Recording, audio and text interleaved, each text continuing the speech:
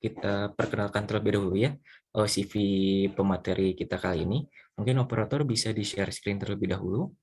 Di sini ada CV dari beliau ya, Ustadz Muhammad Salman Al-Farisi. Di sini ada work history, di mana perjalanan pekerjaannya ya. Di sini mulai dari beliau merupakan Chief Executive Officer di Gula Media, Media. Ini pada tahun 2016 sampai 2017 bulan Juli. Kemudian menjadi Chief Executive Officer di Sharq Solusi Indonesia. Dan ini pada tahun 2017 sampai tahun 2019 bulan Juni. Kemudian menjadi Chief Data Officer di Yuk Business Indonesia pada tahun 2019 bulan Juli hingga bulan Desember. Kemudian menjadi Chief Executive Officer Yuk Business Indonesia pada tahun 2019 di bulan Juli hingga saat ini. Kemudian untuk pendidikan terakhir ini beliau pernah menduduki pendidikan di salah satu kampus Institut Teknologi Bandung, jurusan fisika ya, pada tahun 2010 sampai 2015 dan mendapatkan meraih IPK dengan 3.01. Oke, lalu di sini ada accomplishment ya. Ini prestasi yang pernah diraih ya oleh Ustadz Muhammad Salman Al-Farisi, yaitu finalis YTech-Sharq.com 2018. Lalu ada top 25 finalis Astra Startup Challenge Sharq.com 2018. Terus winner of Adiwidya LPIK ITB Sharq.com 2017. Finalis BNI Hackfest Sharq.com 2017. Finalis of the Sania Economic Festival FES Year. Finalis of Technopreneur Festival Sharq.com 2017. Lalu mendapatkan beasiswa ya, entrepreneur ini dari Mien R. Uno Foundation 2013. Mungkin untuk lebih lengkapnya, kalau misalkan teman-teman atau hadirin sekalian ingin mengetahui lebih dalam Ustadz Muhammad Salman Al-Farisi ini, kalian bisa mengunjungi situs web LinkedIn-nya ya. Kalian search di kolom search itu Muhammad Salman Al-Farisi. Oke, baik. Mungkin itu perkenalan dari pemateri kita kali ini. Mungkin tanpa panjang lebar, saya akan langsung kepada Ustadz Muhammad Salman Al-Farisi. Waktu dan tempat dipersilahkan. Bismillahirrahmanirrahim. Alhamdulillahirabbil alamin. Alladzi arsala rasulahu bil huda wa dinil haq liyudhhirahu 'alad dini kullih wa kafa billahi syahida. Asyhadu an la ilaha illallah wahdahu la syarikalah wa asyhadu anna Muhammadan abduhu wa rasuluh alladzi la nabiyya ba'dah. Rabbi shrahli sadri wa yassirli amri wahlul 'uqdatam min lisani yafqahu qawli. Amma ba'd. Selamat pagi teman-teman dari Universitas Langlang Buana ya. Di sini berapa banyak yang masih mahasiswa? Kalau boleh tahu? Mayoritas mahasiswa. Mayoritas mahasiswa. Oke. Ada juga yang sudah lulus? Ada ya? Mudah-mudahan ya.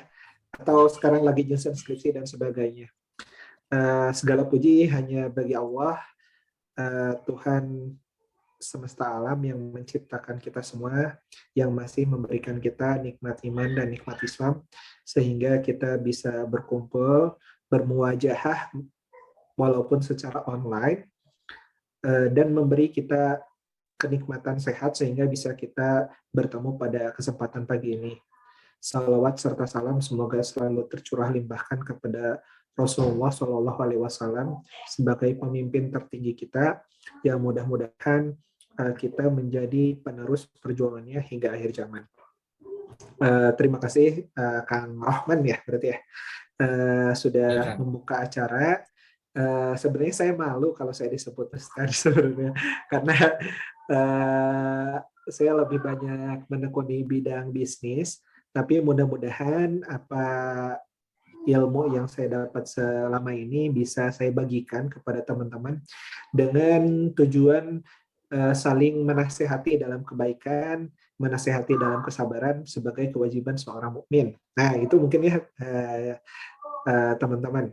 Saya izin menampilkan beberapa presentasi. Saya mohon maaf kalau misalnya nanti presentasi yang gimana-gimana, tapi mari kita simak dulu aja ya. Ini saya udah bisa present presentasi saya. Bisa Udah ya? bisa. Bismillah. Udah bisa ya? Oke.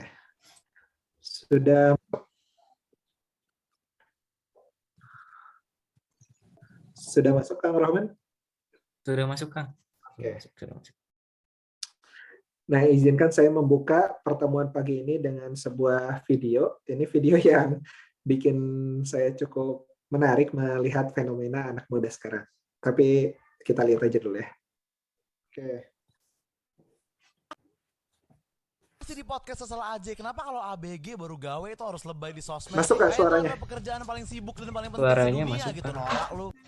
Masuk, tapi Masih di kecil. podcast Sesal aja. Kenapa kalau ABG baru gawe itu harus lebay di sosmed sih? Kayak itu adalah pekerjaan paling sibuk Itu. dan paling penting di dunia gitu, norak lu. Baru juga lembur sekali sampai jam 10 malam langsung bikin thread di Twitter tentang work life balance. Baru juga masuk kerja weekend sekali langsung ngeluh tentang jam kerja yang gak sehat. Ngerjain kerjaan berat dikit langsung butuh healing, nginep di hotel sendiri terus diposting di TikTok. Lu kenapa sih pada tembus project gede dikit wah self reward, beli minuman sendiri, abang liburan ke Bali. Mungkin dulu lagu ABG tua tentang ini ya, ABG yang mentalnya tua. Maksudnya kalau kerjaan lu nakes di tengah pandemi atau lu emang kebetulan Raffi Ahmad gitu atau lu tentara yang sedang berperang melawan Taliban gitu, oke lah. Sebenarnya nggak pernah yang gitu-gitu, selalu yang kayak copywriter, social media spesialis, video editor kayak gue dulu. Biasa-biasa aja, kenapa sih lebay bener? Tapi sumpah ya, kantor gue ini lagi hektik banget gitu. Sama ih. Dan circle-nya tuh juga udah toxic sih menurut gue. Ew. Dan bos gue tuh abusive banget. Dia selalu Lu dipukul? Oh enggak. Dia cuma abusive secara verbal aja. Tapi kan mental health aku terancam, Beb. Iya, bener banget. Gue tuh lebih parah tau gak sih, klien gue tuh ribet-ribet banget, revisi terus. Dan jam kerja kita tuh parah banget ya. Gue tuh ngerasa kita semua tuh underwork, underpaid. Gue gak pernah ngerasain 9 to 5 yang sebenarnya gitu. Gue selalu lembur gitu. Pernah minimal tuh sampai 5/20. Dan yang paling parah tau gak sih, gue tuh ngerasa kerja kayak gini tuh potensi diri gue pribadi tuh kayak gak berkembang gitu loh, Beb. Ember. Sumpah ya, work life balance dan mental health issue karyawan tuh harus lebih diperhatiin lagi sih di Indonesia menurut gue. Iya. Susah loh cari caption Instagram tiap hari. Iyalah, gue mau mesen minum lagi nih, lo mau nitip gak? Ini aja tolong bilangin sama mas-masnya, bisa nggak ini lagunya diganti Kunto Aji yang rehat. Tolong buka YouTube sekarang terus search Titu jangan lebay terus lu resapin chorusnya. Karena maksudnya semua kerjaan juga kayak gitu kali. Nggak ada bos yang bilang Kamu minggu ini udah telat 3 kali, tapi nggak apa-apa. Yang penting mental health kamu aman kan? nggak ada klien yang bilang sebenarnya warna dan editannya kita belum klop sih, tapi nggak apa-apa bungkus aja. Kasihan editornya lembur sampai jam segini. Nggak ada bro, yang namanya ngantor emang rata-rata begitu. Elunya aja yang baru ngerasain. Jadi janganlah sok-sok ngajar-ngajarin kita di thread Twitter atau di TikTok. Bos ngebentak lu itu belum tentu karena dia galak, mungkin juga karena emang elunya kerjanya tolol. Klien revisi terus juga belum tentu karena ribet lah, dia kan dibentak juga sama bosnya di kantornya. Jadi tolong buat para ABG stop romantisasi lembur gitu. Bos yang galak dan gaji yang menurut kita kurang itu bukan berarti kantornya toksik gitu. Mungkin kantornya toksik itu kalau lagi meeting ada yang tidur atau lagi meeting ada yang nonton bokep atau setiap lu ngomong di mute sama bos lu, itu baru toksik. Cuman kan untungnya kan kantor kayak gitu nggak ada di sini. Jadi santai aja. Oke. Teman-teman mungkin di sini sebagian besar ada yang lahirnya habis tahun 2000. Boleh raise hand ya. Kang Rahman sendiri lahir tahun berapa, Kang Rahman? Saya Insya Allah, saya lahir di 98. 98 ya. Saya tuh masih gini Kang Rahman. Jadi pas ada di kantor kan saya kantor tuh hampir 40 orang. Mulai yang paling senior tuh usia 35, saya sendiri sekarang 29. Terus di kantor ada yang 18 tahun. Nah, pas denger ada yang 18 tahun tuh saya biasa aja. Tapi pas tahu dia kelahiran 2000 saya kaget. Kok udah ada mulai rekan kerja yang angka depannya itu 20 ya, 2000 gitu. Yang lain kan masih 19. Pas ketemu usia berapa? 18 saya masih biasa, tapi pas tahu dia kelahiran 2000 saya kaget. Waduh, udah lumayan tua juga ya. Nah, dan fenomena-fenomena yang terjadi ternyata dari selisih usia yang hampir 10 tahun tadi tuh 11 tahun atau 9 tahun itu udah beda banget secara mentalitas gitu. Ternyata mungkin secara konsumsi internet pun saya baru dapatnya pas SMP kelas 3-an, mulai punya akun Facebook tuh di usia di kelas 1 SMA. Di sini mungkin udah ada yang punya akun Facebook dari SD, dan ternyata itu bikin perubahan besar dalam kehidupan kita. Nah, sehingga fenomena-fenomena yang tadi diceritain di video tersebut tuh saya lihat betul di beberapa relasi saya, khususnya di karyawan saya. Mentalitasnya lembek gitu. Dikasih teguran dikit ngerengek. Nah, itu yang ada plus minusnya lah. Dari sisi teknologi mereka sangat bagus, tapi dari sisi ketahanan mental itu masih perlu diuji. Nah, di sisi lain juga kita ngelihat dalam kehidupan itu ada siklus ya, dari mulai kita bayi, terus kita belajar merangkak, dari terlentang ke telungkup, dari telungkup ke belajar merangkak, belajar berdiri jalan. Nah, dari bayi, balita, terus ke anak-anak menuju ada beberapa fase kan, dari anak-anak ke remaja ke dewasa muda. Nah, mungkin secara kategori teman-teman sekarang udah di level dewasa muda. Udah nggak ada beberapa hal yang harus dipikirin, yaitu masa depan, tapi di sisi lain juga masih ada senang mengerjakan hal-hal yang mungkin udah jadi kebiasaan kita dari remaja. Nah, kita ada di fase dewasa, terus fase tua, nanti kalau Allah izinkan kita sampai usianya kita meninggal gitu ya, di penutup. Jadi harus dipahami bahwa dunia ini tuh adalah tempat untuk ditinggalkan. Nah, gitu ya. Dunia ini adalah tempat untuk ditinggalkan. Secara mindset harus dipahami dulu. Dunia adalah tempat untuk ditinggalkan. Kalau kira-kira akan kita tinggalkan, kita akan persiapkan betul apa yang di dunia tadi, atau kita persiapkan kita akan berangkat kemana. Nah, itu. Misalnya sekarang teman-teman mau berangkat dari tempat tidur, mau ke kampus, kira-kira pas mau berangkat tuh, yang dipikirin tuh harus fokus ke kampusnya, nanti apa aja yang mau dikerjain di kampus, atau apa yang masih tersisa di tempat tidur, dan apa yang nanti bisa dibawa dari tempat tidur ke kampus. Nah, itu yang mungkin secara mindset harus kita pahami. Nah, di sisi lain, ini mungkin tentang pemuda saat ini. Jadi saya nggak bisa kasih definisi secara luas pemuda itu seperti apa, karena masing-masing punya definisi tersendiri. Nah, ini yang saya dapat dari penelitian Elevate Counseling. Jadi menurut definisi dia, usia produktif pemuda itu ya di antara 18 sampai 35 tahun gitu ya, dari sisi usia. Mungkin sekarang teman-teman di fase awal untuk kategori pemuda yang saya tertera di sini gitu ya. Terus mengalami perubahan status yang asalnya tadi remaja, pas SMA dan sebagainya, berubahlah statusnya, berubahlah perannya, orang tua mulai menitipkan amanah kepada kita, mulai meminta kita untuk mandiri. Mungkin sebagian besar di sini yang kuliah tuh pertama kali lepas dari tempat tinggal orang tua, nggak tinggal bersama orang tua, ya sekarang mungkin pas kuliah ya. Terus muncul tanggung jawab, dulu ada yang ingetin di rumah dan sebagainya, sekarang kita mengingatkan diri kita sendiri. Baik juga perubahan dari sisi kewajiban maupun sisi sosial dan hukum. Bahkan biasanya di kampus-kampus, di kaderisasi awal itu kan dijelaskan bahwa mahasiswa itu sebagai iron of stock gitu, generasi di masa depan, atau agent of change, agen perubahan. Nah, itu yang mungkin kita konsumsi di fase-fase awal ketika kita mahasiswa. Nah, di sisi lain, generasi kita juga tumbuh nih, khususnya teman-teman, dan saya juga mungkin, generasi yang tumbuh dengan kemajuan teknologi. Lebih mudah mengakses informasi, berbagi, dan mudah terpengaruhi oleh layar 5 inci. Layar 5 inci itu ya handphone gini nih, teman-teman mudah terpengaruhi apa yang dilihat dari sana gitu ya. Nah, akibatnya dari tuntutan mulai perubahan status dan peran tadi di poin 2 dan 3, maka ternyata di penelitian Elevate Counseling ini tuh dari 10 pemuda milenial itu mengalami quarter life crisis gitu. Nah, sebelum kita bahas ini terminologi dari mana sih si quarter life crisis atau krisis usia di menjelang usia 25 kan katakanlah seperempat kehidupan tuh udah mau dijalani, nah kita mau berpindah dari seperempat kehidupan yang satu ke seperempat kehidupan kedua gitu ya, quarter life crisis tuh. Nah, terus quarter life crisis sendiri itu apa sih yang dialami? Nah, jadi beberapa orang di fase ini mengalami perasaan yang nggak pasti karena banyaknya pilihan dari mulai tadi ya mau kuliah aja banyaknya jurusan, banyaknya cita-cita dan sebagainya. Nah, terus di sisi lain juga habis lulus kuliah banyaknya pekerjaan, kira-kira mau kerja di mana? Mau menikah, banyaknya calon yang kita mau, misalnya kayak gitu. Nah, itu orang-orang pada fase ini biasanya memiliki masalah di dalam hal tersebut. Dan proses pencarian jati diri.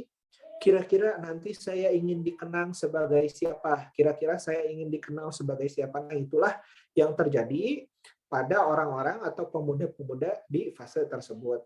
Nah, di fase ini biasanya muncul kekecewaan. Karena tadi dia udah punya ekspektasi, pas dijalanin ekspektasinya tidak sesuai dengan realitas gitu ya. Sehingga mulai ragu dan khawatir memikirkan masa depan. Oh, ini di kantor saya beberapa orang ngalamin hal tersebut ya, yang sekarang usia 24, 25 gitu. Sering minta ngobrol dan sebagainya untuk mencari arahan hidup. Nah, terus juga muncul kultur membanding-bandingkan gitu ya. Wah, teman saya di usia segini udah bisa dapat ini. Mereka udah menikah, mereka udah punya kendaraan, mereka udah punya rumah sendiri. Nah, dari sana karena terlalu banyak pembanding, muncul kekecewaan terhadap diri. Setelah muncul kekecewaan terhadap diri karena bingung dengan banyaknya pilihan, malah jadi kehilangan arah gitu ya, tanpa arah kayak gitu ya kalau sekarang lagi rame. Nah, terus perubahan status, peran dan tanggung jawab menjadikan goyah dan nggak tahu harus gimana. Ya sebenarnya perubahan-perubahan ini kita alami dari kecil ya, bahwa setiap perubahan tuh bikin kita nggak nyaman. Misal contoh dari bayi kita tumbuh gigi, itu bisa demam teman-teman.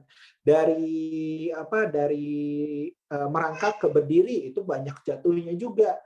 Atau kita sebelum sekolah masuk sekolah itu banyak pembiasaan yang harus kita jalani. Nah, ini yang sering kita terjadi dalam kehidupan kita sebenarnya. Hanya saja pada fase quarter life crisis ini biasanya kita kagetnya sekaget-kagetnya gitu, dan menjadi salah satu titik poin masalah besar orang-orang di usia sekarang. Mungkin ada yang mulai coba-coba nyobain miras, nyobain narkotika di usia-usia segini karena berusaha mencari definisi yang keren menurut dia seperti apa. Nah, gitu. Nah, ini lagi ramai kan ya di sosial media mengenai pemuda-pemuda tersesat gitu ya. Nah, hal yang mungkin menjadi penyebab masalah pada pemuda tersesat nih. Yang pertama, pola asuh dan pola pendidikan yang tidak ideal. Dalam artian tidak sejalan dengan fitrah manusia. Ya tadi definisi, kalau kita teman-teman di sini ada yang pakai Google Map nggak kalau mau pergi kemana-mana?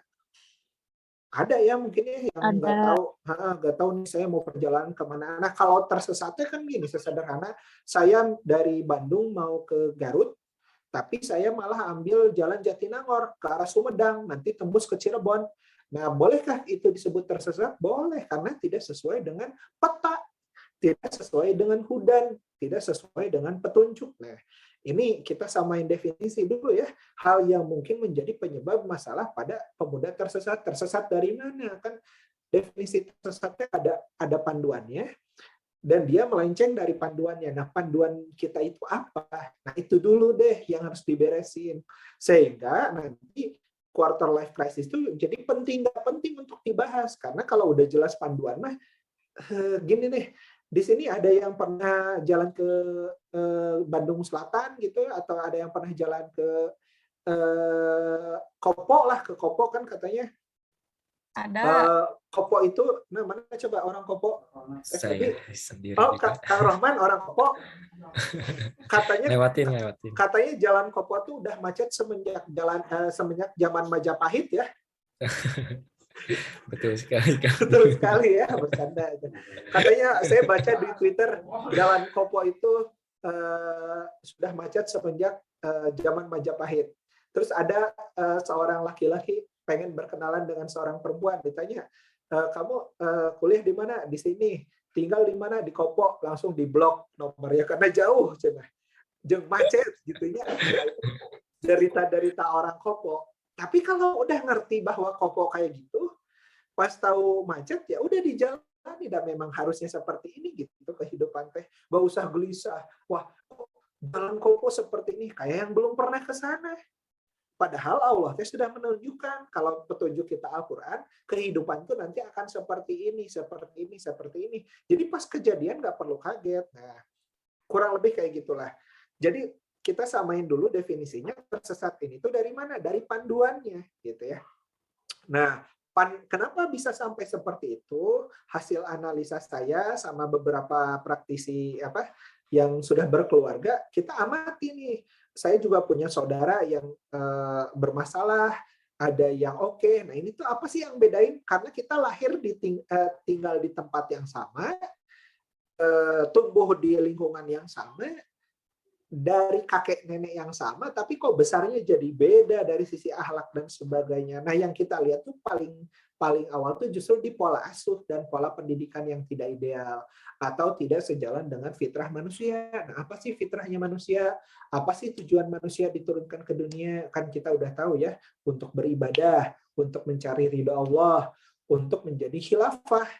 Dalam artian mengelola bumi ini dititipkan kepada orang-orang yang beriman.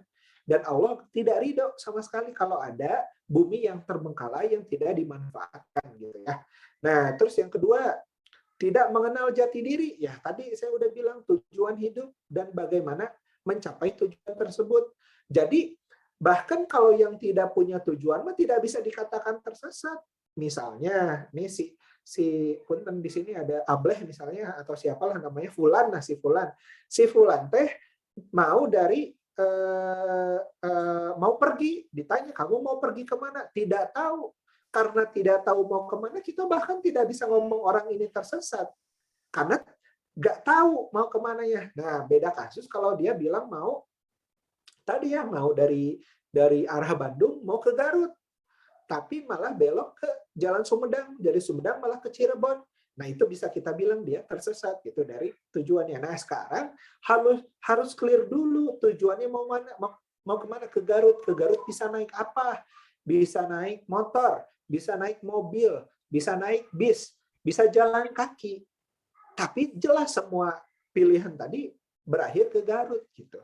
Nah, ini harus dipahami. Jadi dalam hidup kita juga kita harus tegaskan tujuan hidup kita seperti apa. Tentu kalau yang sudah beriman mah akan merujuk kepada Al-Qur'an dan As-Sunnah gitu ya, tujuan hidup kita teh gitu. Tapi gini juga nih, di perjalanan tiba-tiba pas di perjalanan dari Bandung ke Garut teh sepe nutur ada mobil Ferrari itu di hadapan orang teh, walaupun kita teh naik motor gitu ya, di depan kita teh ada mobil Ferrari, karena kita senang kita ngikutin dia, dia malah belok ke Sumedang, malah lurus tuh ke Jatinangor, dari Jatinangor ke Cirebon. Nah, kita juga dalam kehidupan ini malah sudah jelas tujuannya tapi berbelok arah karena terpengaruhi gaya hidup yang mengejar material gitu, entah itu kekayaan, materialisme, dan menjadikan materialisme sebagai tolak ukur kesuksesan gitu ya. Nah, sekarang kita masuk ke tema pemuda pembawa perubahan yang panitia titipan ke saya untuk ikut dibahas. Nah,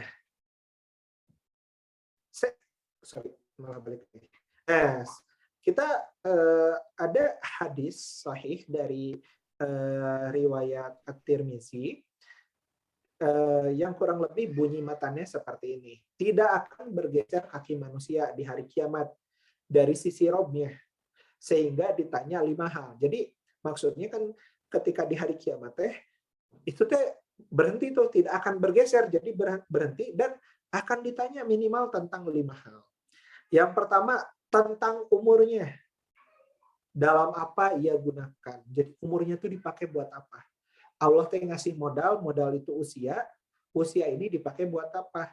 Jadi tinggal dikalibrasi nanti di akhirat.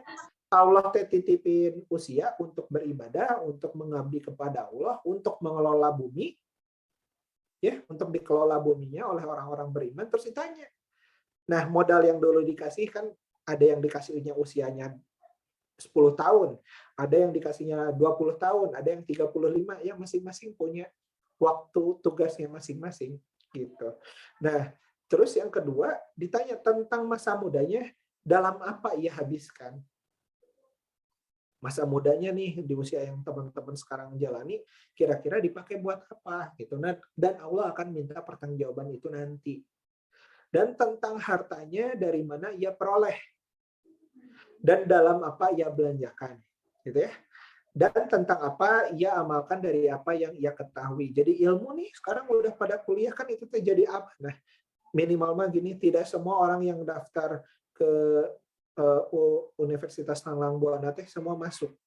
Dan tidak semua yang masuk itu semua lulus. Dan dari yang lulus ini kan dapat ilmu. Nah, ilmu yang didapat dulu pas kuliah itu kira-kira mau dipakai buat apa gitu. Dalam bentuk mendharma baktikan diri kita kepada Allah. Nah, terus di sisi lain juga hadis lain yang diriwayatkan Al-Hakim, manfaatkan 5 perkara sebelum 5 perkara. Waktu mudamu sebelum datang waktu tuamu. Ini Allah dan Rasul itu sangat concern ya terhadap usia muda kita. Di sini ada lagi matan yang menjelaskan tentang waktu muda. Waktu sehatmu sebelum datang waktu sakitmu. Masa kayamu sebelum datang masa kefakiranmu. Masa luangmu nih, kita mungkin dikasih waktu luang sebelum datang masa sibukmu. Dan hidupmu sebelum kematianmu. Nah, terus, saya ingin jelaskan sebenarnya yang Allah mau dari kehidupan kita tuh apa sih di fase-fase sekarang. Nah, saya izin ceritakan nih satu kisah pemuda di zamannya. Yang pertama itu Nabi Ibrahim alaihi salam. A'udzubillahi minasyaitonirrajim. Bismillahirrahmanirrahim. Qalu sami'na fatayadkuruhum yuqalu lahu Ibrahim.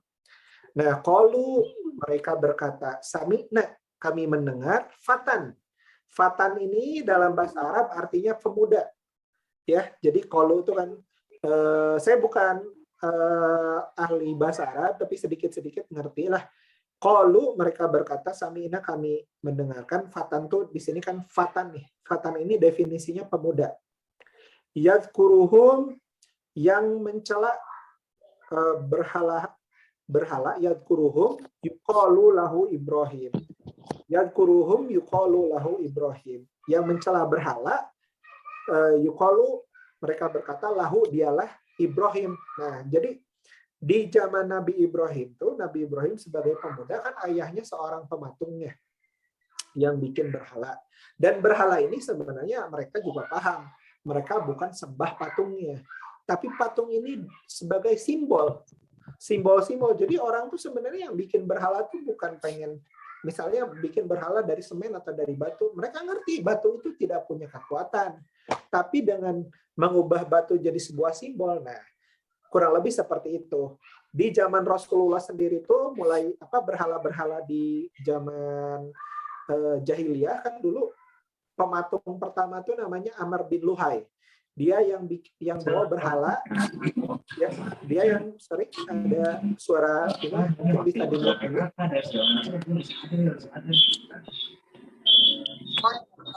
Nah, boleh di-mute dulu ya. Nah, waktu itu ada Amr bin Luhai yang dia pergi ke Yaman dan melihat orang-orang Yaman berdoa kepada berhala, di mana berhala itu sebenarnya simbolisasi orang soleh di sana gitu. Nah, Amr bin Luhai datang balik ke Mekah lalu berpikir dan punya ide ngadi-ngadi ya gitu ya. Kayaknya bisa nih kita bikin berhala juga di Mekah. Karena kan yang di Yaman tuh orang-orang soleh di Yaman, kita juga punya orang-orang soleh di Mekah gitu. Nah, mulailah patung-patung itu dibuat di Mekah sebagai berhala-berhala dan sebenarnya sebagai simbol gitu ya.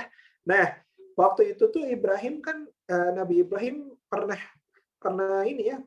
menancapkan kampak terbesar, menghancurkan berhala-berhala yang kecil-kecil dan menancapkan kampak yang besar di leher berhala paling besar. Dan ketika ditanya, orang-orang sana kan marah melihat berhalanya dihancurkan.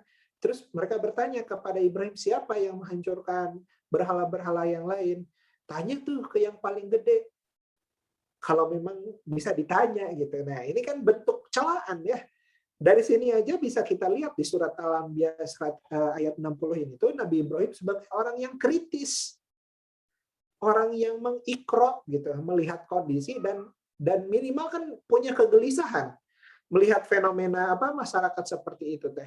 Ada yang disembah, yang diminta-minta, tapi kok tidak bisa menjawab permasalahan yang ada gitu ya.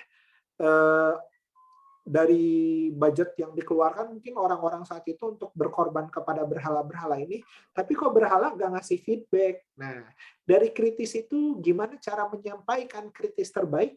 Ibrahim lakukan, dihancurkan berhalanya, dipasanglah, ditempelkanlah si kapak terbesar di leher berhala terbesar gitu ya. Dan ketika orang-orang bertanya, silahkan tanya aja ke berhala yang paling besar karena kan mereka menyembah berhala tersebut. Nah, dari sini tuh kira-kira kelihatan nggak sih pemuda ideal versinya Nabi Ibrahim itu seperti apa gitu. Mereka kritis terhadap masalah sosial yang juga mungkin kita mengalami masalah-masalah tersebut di fase sekarang, dan dia utarakan kekritisannya dengan cara yang cerdas. Dan dengan kegelisahan itu bukan hanya gelisah doang, bukan hanya soal mengkritis-kritisan doang, tapi menawarkan solusi, yaitu beriman. Tidak kepada berhala, tidak kepada makhluk, tetapi kepada Sang Holik gitu. Dan tidak perlu perantara gitu ya. Nah, itu yang dan Nabi Ibrahim melakukan ini dalam usia muda gitu. Yang kedua, Nabi Musa alaihissalam. A'udzubillahi minasyaitonirrajim. Wa idz qala Musa li fatahu la abrahu hatta ablugha majma'al bahraini au amdiya hukuba. Nah, ini juga sama nih. Ada kata wa'id dan ketika qala berkata Musa li fatahu. Nah, muncul lagi kata li fatahu. Di sini konteksnya murid. Padahal sebenarnya kata yang sama, fata. Tadi fata kan di sebelumnya di ayat Nabi Ibrahim, qalu sami'na fata. Nah, ini kan kami dengar fata, seorang pemuda. Fatana li fatahu, ini kepada pemuda-pemudanya kalau kita pakai definisi yang sama ya. Wa'id dan ketika qala berkata Nabi Musa li fatahu kepada pemuda-pemudanya, sebenarnya konteksnya tuh. La abrohu, aku tidak akan berhenti berjalan hatta sehingga ablugo tuh sampai majma'ah tuh kata dasarnya jamaah, pertemuan majma'al bahraini. Jadi majma'al bahraini itu pertemuan dua buah lautan kan. Kalau satu lautan mah bahar ya, baharo gitu ya. Bahraini. Nah, ini jadi dua gitu ya. Terus atau amadiyah hukuba, aku akan berjalan sampai bertahun-tahun. Nah, di sini saja di surat Al-Kahfi ya, Nabi Musa itu juga punya kader-kader pemuda yang mereka sangat kukuh gitu. Tidak akan berhenti berjalan sebelum sampai pertemuan dua buah lautan. Nah, mereka kukuh pokoknya akan terus jalan, apapun mereka akan jalani gitu ya. Walaupun juga akan berjalan bertahun-tahun untuk menghindari fitnah dari Firaun. Gitu. Dan Firaun lagi simbol. Dan namanya orang asli Mesir gitu, namanya siapa. Tapi yang kita kenalkan Firaun ini simbol gitu. Nah, dan simbol kezaliman saat itu dihindari sama pemuda di zaman Nabi Musa gitu. Dan orang-orangnya persisten untuk menjauhi kezaliman tersebut. Dan luar biasa ya, di balik cerita Nabi Musa ini kan di sini saya lihat mayoritas perempuan ya. Kenapa kalau pengajian seperti ini mayoritas pesertanya banyak perempuan? Ini mungkin mohon diteliti ya sama anak statistika. Ini ada nggak anak statistika? Coba ditanya. Kenapa kalau pengajian kampus pesertanya lebih banyak perempuan? Mungkin bisa dijelaskan sama penelitian profesor statistik. Nah, balik lagi ya ke tema ini. Jadi bahkan ada peran perempuan di dalam bentuk pengkaderan Nabi Musa ini tuh, yaitu ibunya, bibinya, sama Asyah gitu ya. Ibunya Nabi Musa, kan Nabi Musa tuh ketika dilahirkan waktu itu sedang ada kampanye genosida, bahasanya kalau bahasa Hitler mah genosida ya. Bagaimana waktu itu Firaun itu bermimpi kekuasaannya akan dihancurkan oleh seorang pemuda. Maka dari mimpi tersebut dia tanya ke orang-orang ahli mimpi dan punya kesimpulan bahwa setiap pemuda bayi laki-laki yang nanti akan jadi besar harus dibunuh ketika mereka masih bayi gitu ya. Nah, muncullah tuh kegiatan-kegiatan.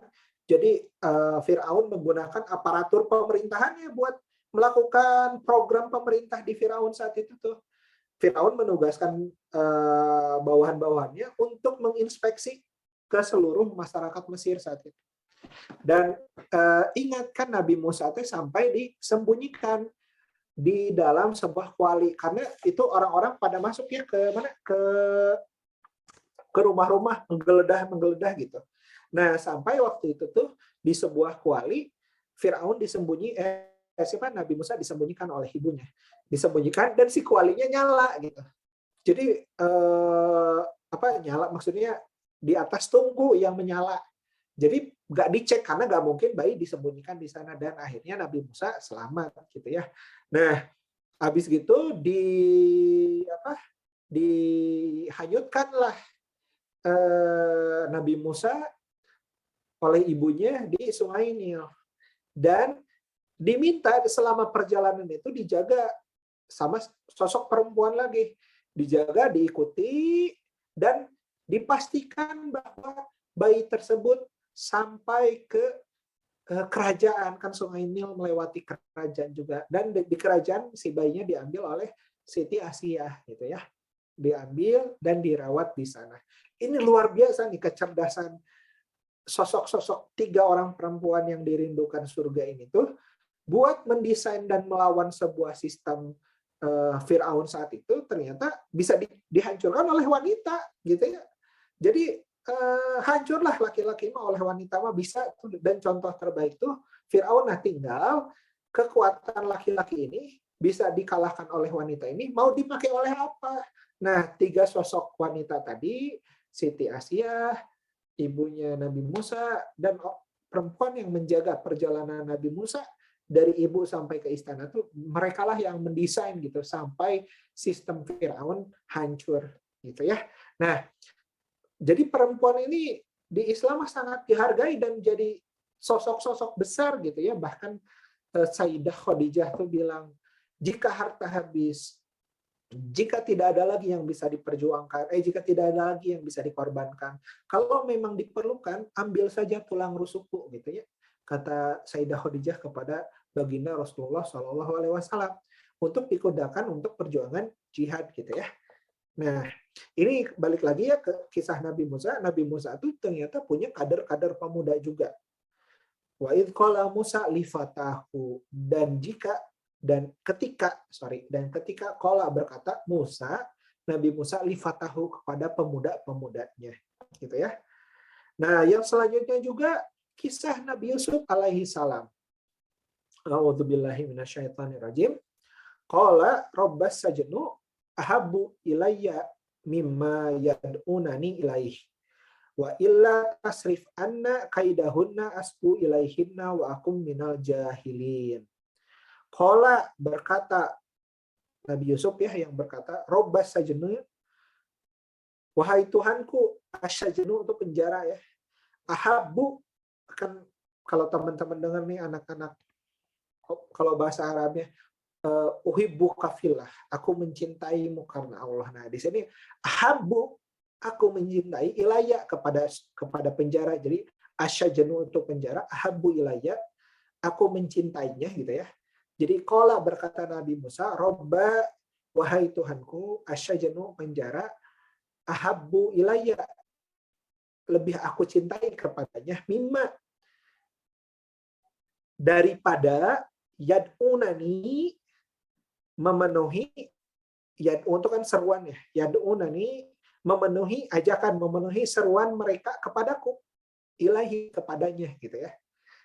Nah, jadi di sini Nabi Yusuf tuh dikasih ajakan, tapi Nabi Yusuf menolak ajakan tersebut. Nabi Yusuf menjadi sosok yang sangat kukuh gitu ya. Tadi di kisah Nabi Musa dikejar-kejar Firaun akan terus jalan.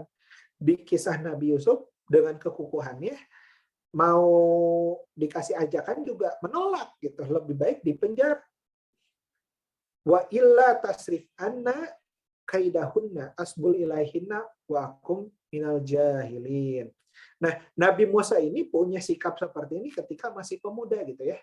Dan jika tidak engkau hindarkan daripadaku tipu daya mereka, tentu akan cenderung untuk memenuhi keinginan mereka, dan tentulah aku termasuk orang yang bodoh.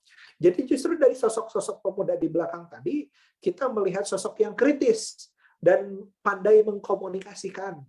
Kan komunikasi itu tidak selalu lewat verbal ya, bisa lewat visual, bisa lewat kinestetik gitu ya kalau pakai ilmu komunikasi mana.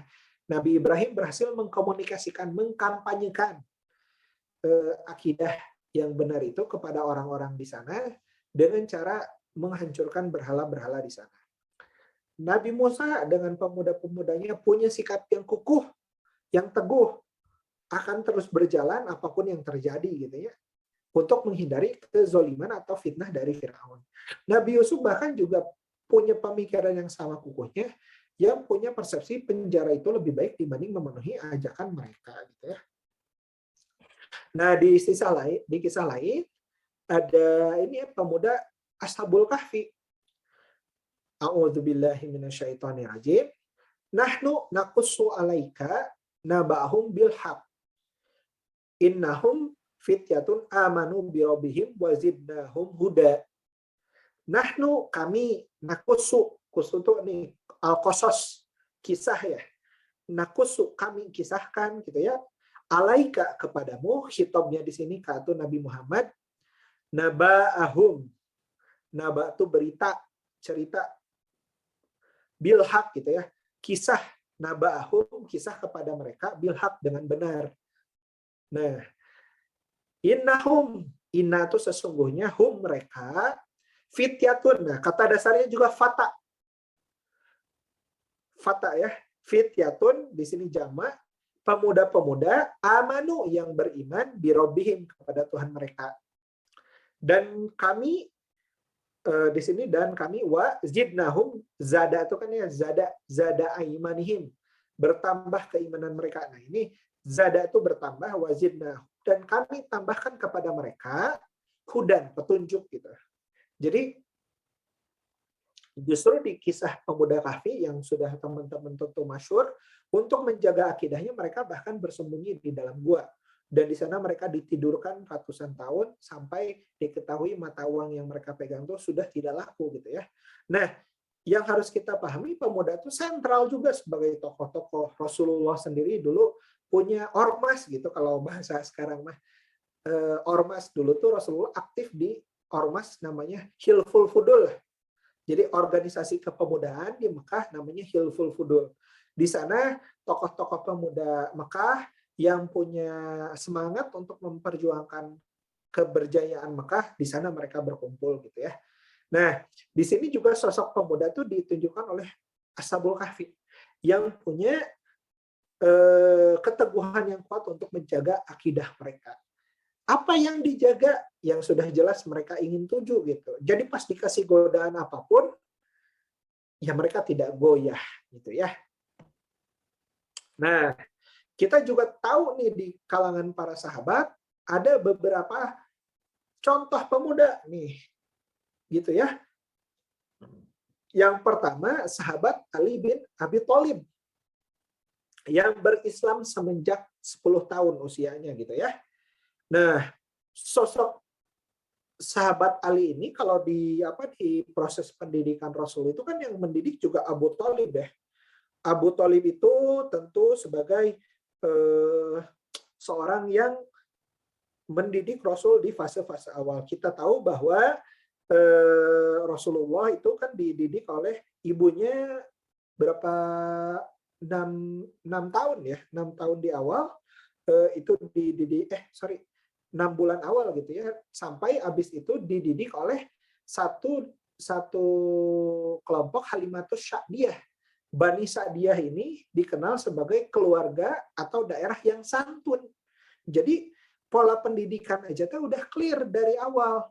Jadi Rasulullah dititipkan kepada Halimatus Sa'diyah. Di sana Rasulullah punya saudara sepersusuan. Nah, di sana Rasulullah dididik kata-kata yang santun gitu. Nah, kata-kata yang santun mendidik Rasulullah diterima oleh masyarakat, bisa berkomunikasi dengan baik di masyarakat gitu ya. Nah, terus di waktu selanjutnya Rasulullah dididik oleh kakeknya, dididik berniaga juga oleh pamannya. Nah, inilah spesifikasi pemuda idaman dalam konteks di zaman tersebut. Jadi sekarang di zaman Rasulullah usia 18 tahun sudah bisa diajak berniaga, sudah layak diajak syirkah gitu ya, bukan nyoba-nyoba lagi, sudah bisa dititipin amanah jualannya orang gitu. Termasuk yang dikadar saat itu juga adalah sahabat Ali bin Abi Thalib yang sudah berislam semenjak usia 10 tahun. Nah, keunggulan pemuda bernama sahabat Ali bin Abi Thalib ini, sahabat Ali ini biasanya menjadi 3 orang pertama yang maju berduel dengan musuh di peperangan. Jadi biasanya di peperangan itu ya, perang Uhud, perang Badar, biasanya sebelum perang banyakan gitu, maju dulu tuh 3 lawan 3 dulu, dan sahabat Ali ini selalu menjadi salah satu di antara ketiganya. Dan dengan 3 lawan 3 ini selalu menang dan berhasil ngegos gitu ya kekuatan musuh, bahwa orang terbaik di musuh saja sudah mati paling awal gitu. Dan sahabat Ali ini dikenal sebagai salah satu dari 3 orang yang selalu maju berduel dengan musuh. Jadi panghareupna, ini puntennya saya masuk bahasa Sunda, pemuda itu panghareupna gitu dalam perjuangan mah. Nah, terus di sisi lain juga dengan kualitas pengkaderan yang bagus, pendidikan dari Rasulullah yang bagus, sehingga masuk ke 6 ahli syuro. Nah, kejadian syuro ini kan pola pengkaderan, pola perpindahan politik di Islam tuh ketika dari zaman Rasulullah dibayatlah sahabat Abu Bakar As-Siddiq gitu ya. Dari Abu Bakar As-Siddiq ditunjuklah Umar bin Khattab. Nah, dari Umar bin Khattab kan luka tuh karena ditusuk di satu salat subuh oleh Abu Lulu'a. Sahabat Umar meminta sahabat-sahabat terdekatnya untuk musyawarah untuk menunjuk siapa khalifah selanjutnya. Di sana ada Zubair bin Awam, ada Utsman bin Affan, ada Ali bin Abi Thalib, Sa'ad bin Abi Waqqas, Abdurrahman bin Auf, sama siapa ya satu lagi, Tolha bin Ubaidillah.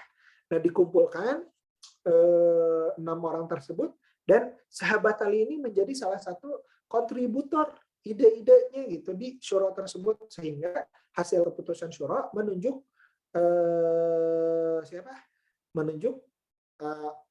Utsman bin Affan sebagai khalifah selanjutnya gitu ya. Termasuk juga 10 sahabat yang dijamin masuk surga. Nah, ini kelebihan pemuda. Dan pemuda selanjutnya lah Zubair bin Awam. Zubair bin Awam ini dididik secara tegas. Tadi kalau kita bahas ya di awal, pola pendidikan orang tua itu sangat berdampak kepada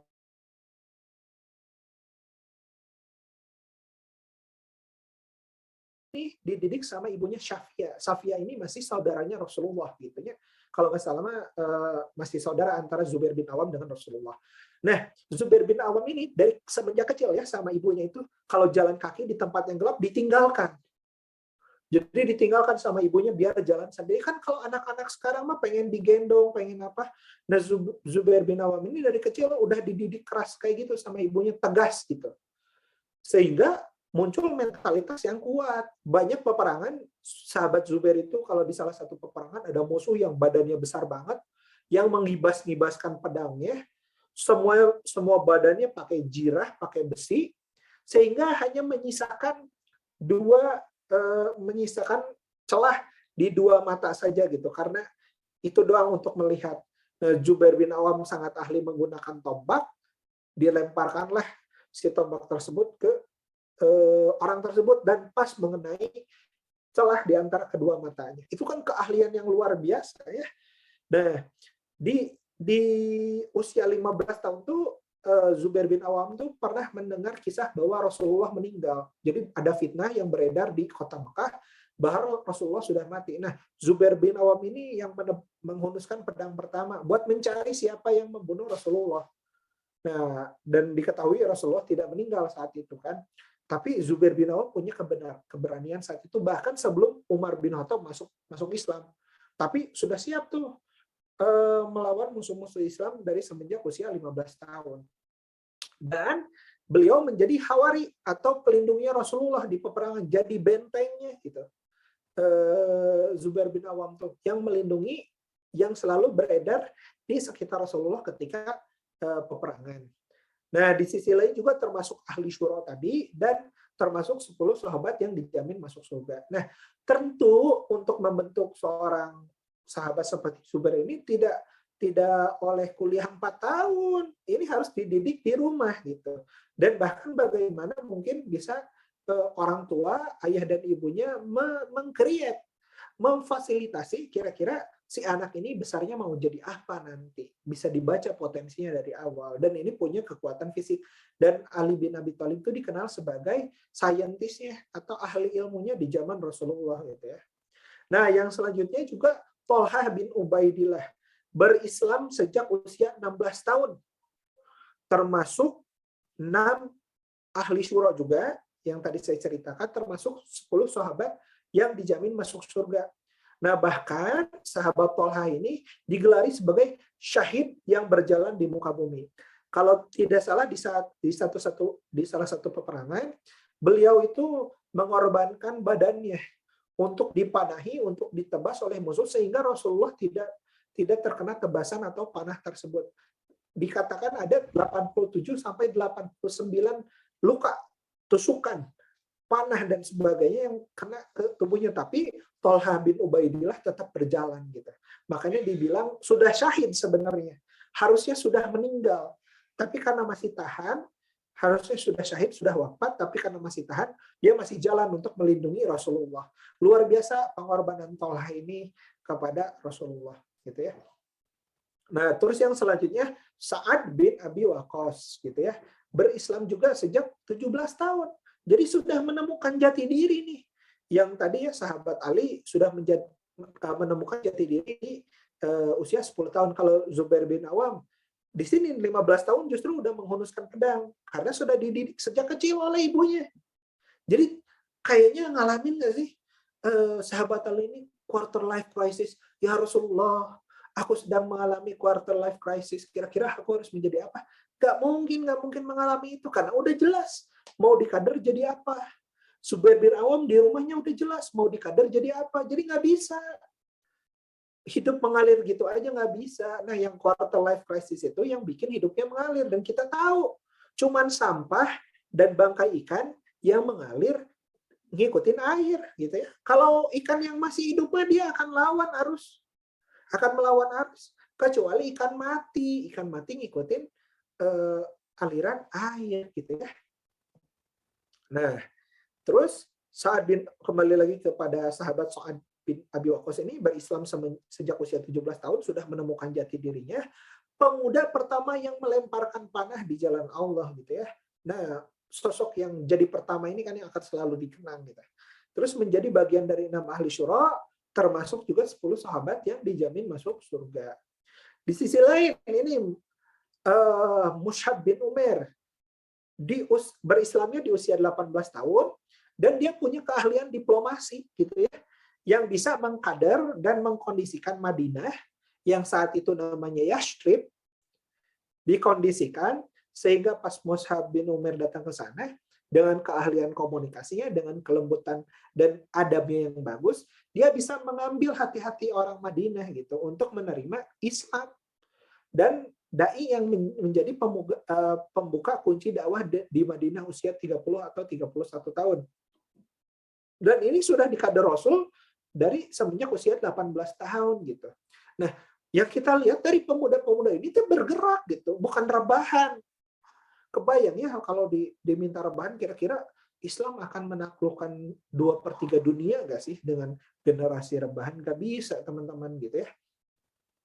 Terus di sisi lain ada Ja'far bin Abu Thalib, memimpin hijrah ke Habasyah, bertemu dengan raja.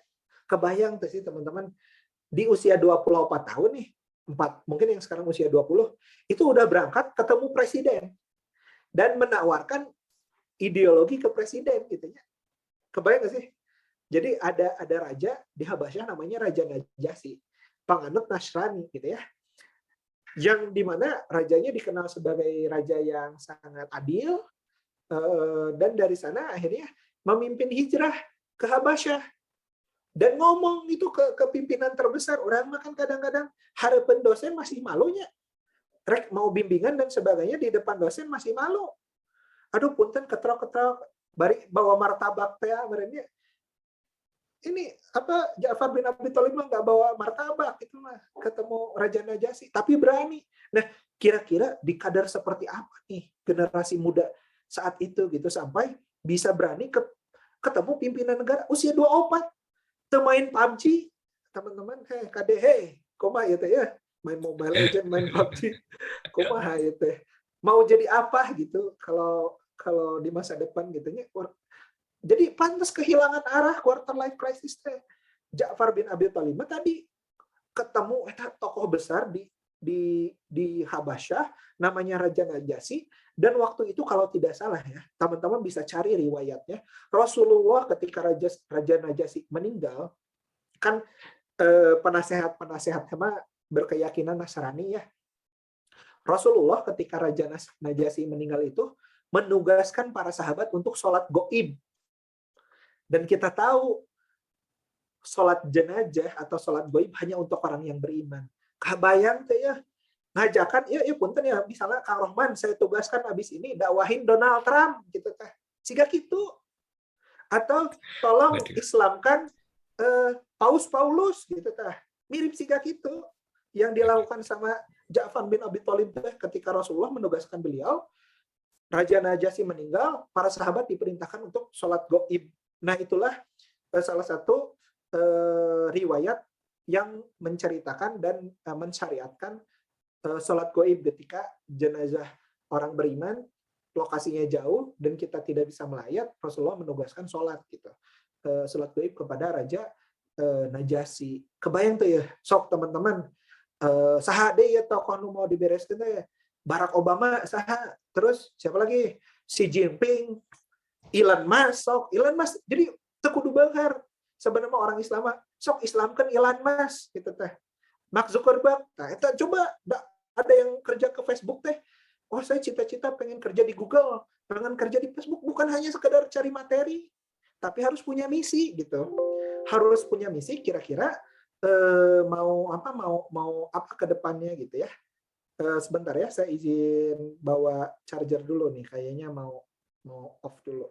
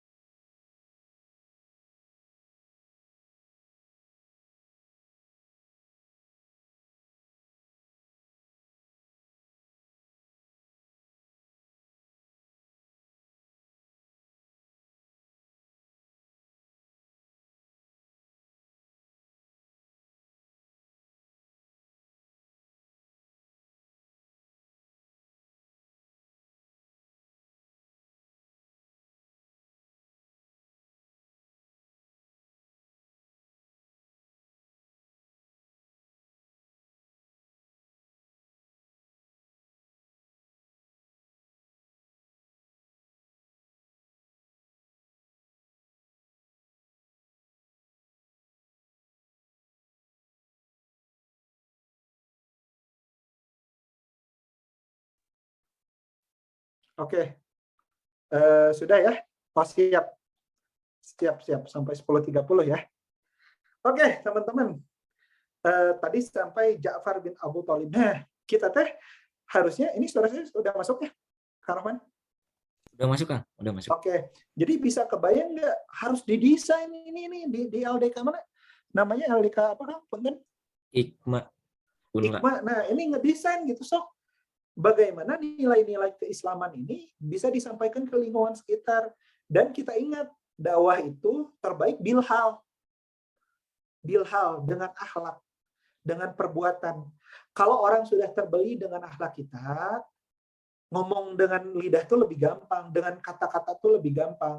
Bahkan ada peneliti namanya Ferris ya. Ferris itu ngomong, teori komunikasi itu ada 3. Kata-kata tuh cuma 7%, teman-teman. Kata-kata tuh cuma 7%. Orang mau kayak gini nih, kalau ini gak mau dengerin, udah selesai. Kata-kata tuh nilainya cuma 7%. 35% dengan nada suara. Yang paling gede itu 55% dengan dengan kinestetik, dengan gerakan, gitu. Jadi misalnya contoh saya bilang ya, saya ngomong Kang Rohman. Nah sekarang saya pakai nada suara, Kang Rohman, itu udah beda tuh pesannya. Kalau saya ngomong Kang Rohman, udah berarti saya nyuruh apa nih, Kang Rohman? Nyuruh diam, dengan gerakan aja tuh pesannya udah nyampe gitu. Nah, itulah bisa diteliti bahwa dakwah bilhal teh kudu beres dulu gitu. Akhlak kita tuh udah bisa membeli lingkungan dulu. Misalnya kita punya misi buat menjadikan Universitas Langlang Buana lebih beradab gitu, lebih berakhlakul karimah. Nah, kita tuh harus bisa meraih itu bukan dengan omongan. Aduh, biasanya teh ya yang di jalan-jalan yang nongkrong-nongkrong teh sebel sama remaja masjid teh. Karena nasihatin doang. Nah, coba diraih dengan akhlak juga gitu. Dibantuin ngerjain PR-nya. Kalau ada tugas, diajak ngerjain bareng. Biar dari sana akhlaknya kembali. Dan mereka tuh nggak mau kayak gitu. Mereka tuh nggak mau. Tapi mungkin karena kita tidak bisa meraih hati mereka, tidak bisa memberikan contoh, mungkin itu yang bikin mereka tidak terbeli. Gitu ya. Nah, terus Abdullah bin Mas'ud. Ini yang membunuh Abu Jahal di usia 28 tahun. Ini berhasil, jadi sosoknya bukan manusianya. Abu Jahal ini sebagai sosok kezoliman, sebagai sosok merubah sistem dari zamannya Nabi Ibrahim, yang beribadahnya kepada Allah, dan tokoh terbesar saat itu yang menjadi kezoliman saat itu Abu Jahal, yang kita tahu nama aslinya adalah Amr bin Hisham. Amr bin Hisham ini di orang Mekah namanya Abu Al-Hakam, ahli hukum gitu. Kalau di kita paling jago hukum lah di Indonesia, saya Hotman Paris lah, bareng gitulah. Namun Hotman Paris teh mah buat bertanya soal hukum tata negara, hukum teh Abu Jahal teh tempat ditanya oleh orang-orang Mekah teh sepintar itu Abu Jahal teh. Jadi bukan jahal bodoh, bukan tidak bisa itu, orang cerdas tapi dengan kecerdasannya tidak bisa untuk berkontribusi kepada Allah, malah melawan Allah. Makanya disebut jahal gitu, jahil. Bukan karena bodoh, atau bodoh mau bisa jadi pemimpin gitu. Nah, disinilah Abdullah bin Mas'ud berperan di peperangan Badar untuk menghancurkan simbol kejahatan saat itu gitu ya. Terus yang selanjutnya Usamah bin Zaid, pemimpin pasukan di usia 18 tahun, menaklukkan Romawi Timur. Nah, sok atau taklukan Bandung Timur. Nah, kumaha tah cara ditatu kumaha. Jadi kan Bandung Timur loba etanya anak pang dan sebagainya. Sok diraih, dirangkul gitu. Sok saya tugaskan Kang Roman untuk taklukan anak pang di Bandung Timur gitu ya. Kita kan biasa ada di alun-alun Ujung Berung dan sebagainya. Dibeberes dan yakin itu tidak nepi dengan omongan. Kudu ku akhlak gitu. Nah, dan ini bisa dilakukan oleh pemuda karena mereka pun pemuda gitu. Dan kita tahu komunikasi terbaik itu kalau kita punya kesamaan. Kesamaan itu misalnya dia ngobrolin bola, nah kita bisa masuk dengan obrolan bola. Dia ngobrolin ke kritik sosial, kita bisa masuk dengan kritik sosial. Kan gitu ya. Ada teorinya teman-teman. Kalau kita ke Jakarta, ada orang Jawa, ada orang Sunda, ada orang Bandung, ada orang Lampung. Kemungkinan besar kita akan ngobrol lagi sama orang Bandung lebih dulu kalau kita dari Bandung.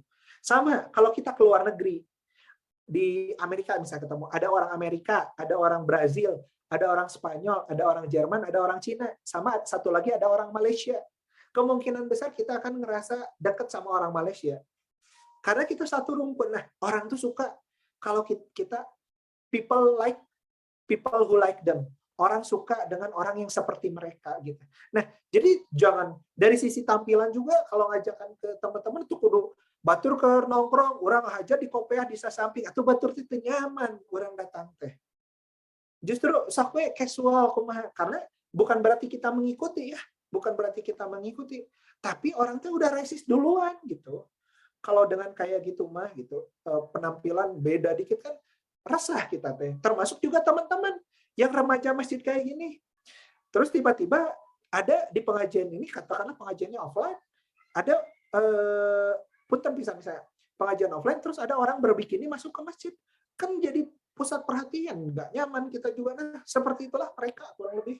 Seperti kita tidak nyaman, ada orang yang berbeda datang ke kita. Gitu. Nah, harus pintar-pintar lah dalam dakwah mah, gitu ya, teman-teman. Apalagi saya yakin harusnya setiap orang yang masuk ke satu lokasi itu memberikan jejak sujud. Min asari sujud, jejak sujudnya teman-teman ketika di Langlang Buana itu apa, ingin meninggalkan legacy apa gitu sebagai pemuda. Nah, jadi balik ke sini ya, menjadi pemuda menurut standar Islam itu mengenal dirinya bahkan sebelum akil balik. Jadi harus beres nih, karena sekarang katakanlah ada yang terlambat sekarang baru usia segini belum tahu. Nah, nanti kan menikah, punya anak, sok didesain dari kecil. Kira-kira anak kita teh ke depannya nanti kalau yang mau berkeluarga dan sebagainya,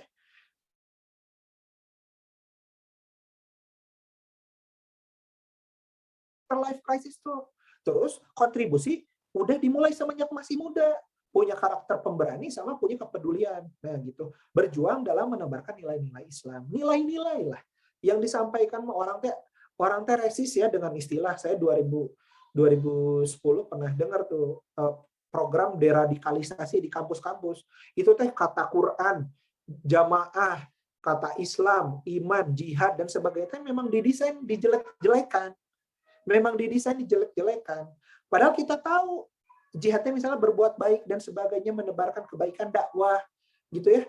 Tapi berhasil dikomunikasikan, misalnya ditangkap teroris, ditemukan buku tentang jihad. Ya jelas orang teroris. Nah, kita mah mungkin nggak penting ngejelasin identitasnya gitu. Yang harus disampaikan mah manfaatnya gitu ya. Saya nggak penting ngejelasin ke Kang Rohman, ini teh toko buah Salman. Yang saya jelasin mah, Kang Rohman kalau minum buah sehat. Cukup segitu. Kudu diceritakan ya tokoh buah Salman tidak penting. Nanti dia nanya, ini kok enak banget ya, belinya dari mana? Nah, baru dari sana kita masuk gitu. Kurang lebih kayak gitulah pola-polanya. Orang tuh jangan diresiskan dengan istilah. Orang-orang tuh suka ngomong dengan bahasanya gitu. Nah, ini yang penting kita sesuaikan gitu ya. Mohon maaf Kang, izin memotong. Ya, udah mau habis ya? Iya, 2 menit lagi. Nih, siap. Ini terakhir nih setahu saya. Nah, kenapa poinnya terakhir kembali kepada fitrah? Kita harus paham bahwa kita ini sebagai abdillah, abdinya Allah. Terus kita paham yang harus bertugas untuk memberdayakan bumi ini. Dan kita juga ditugaskan sebagai khalifah, jangan merusak alam. Harus memberdayakan bagaimana sistem pengelolaan bumi ini bisa sesuai dengan apa yang Allah tunjukkan. Sehingga menciptakan rahmatan lil alamin. Yang kita pikirkan mah bahkan bukan manusia. Kalau teman-teman di sini ada fakultas pertanian? Ada fakultas pertanian?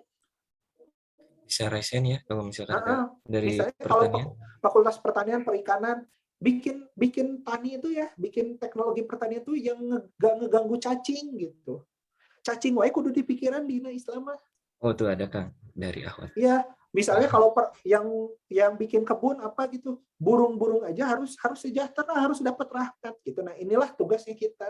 Nah, sehingga kita nggak perlu ngalamin quarter life crisis tadi gitu ya. Nah, menjadi menurut Islam tugasnya kita kembali kepada Al-Quran dan Sunnah, sehingga panduannya nggak banyak. Kan kita tuh bingung karena kita banyak pilihan. Tapi kalau petunjuknya Al-Quran Islam, mau jadi guru, tapi merujuk ke Quran dan Sunnah. Mau jadi aktivis, Quran dan Sunnah. Mau jadi teknokrat, berdasar kepada Al-Quran dan Sunnah. Mau jadi politikus, berdasar kepada Al-Quran dan Sunnah. Nah, kurang lebih ini panduannya. Dan berjamaah dengan orang-orang yang mengajak kebenaran, karena kita nggak bisa sendiri-sendiri. Dengan jamaah lah kita bisa jadi sesuatu. Ya tadi ya, lidi satu nggak bisa pakai bersih-bersih, tapi lidi dikumpul jadi bisa membersihkan kotoran gitu. Kurang lebih kayak gitu teman-teman. Dan diperintahkan berjamaah juga oleh Rasulullah Shallallahu Alaihi Wasallam. Oke, sekian Kang dari saya mah. Jazakallah khairan katsira, jazakumullah khairan katsira. Terima kasih. Mohon maaf ya kalau misalnya ada kekurangan dari yang saya utarakan. Saya kembalikan kepada Kang Rahman. Assalamualaikum warahmatullahi wabarakatuh. Waalaikumsalam warahmatullahi wabarakatuh.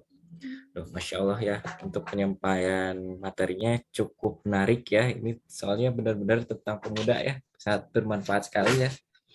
Nah, mungkin bagi hadirin peserta sekalian, kalau misalkan ada yang bertanya, bisa raise hand, kemudian open mic, dan bisa juga via chat ya. Oke, yang pertama terlebih dulu, mungkin ini nggak semuanya ya, nggak semuanya saya ambil pertanyaan-pertanyaannya karena dibatasi 3 pertanyaan ya, Akang Teteh Panitia. Betul ya? Oke, oke ya. Oke, dari yang pertama mungkin dari Akhwat dulu ya. Ini ada Teh Mita yang tadi. Oke. Teh Mita bisa open mic mungkin untuk pertanyaannya? Baik, Kak. Siap, boleh. Baik, sebelumnya perkenalkan saya Mita Suci dari Universitas Balai Bandung ya, Kak. Izin bertanya kepada Pak Salman.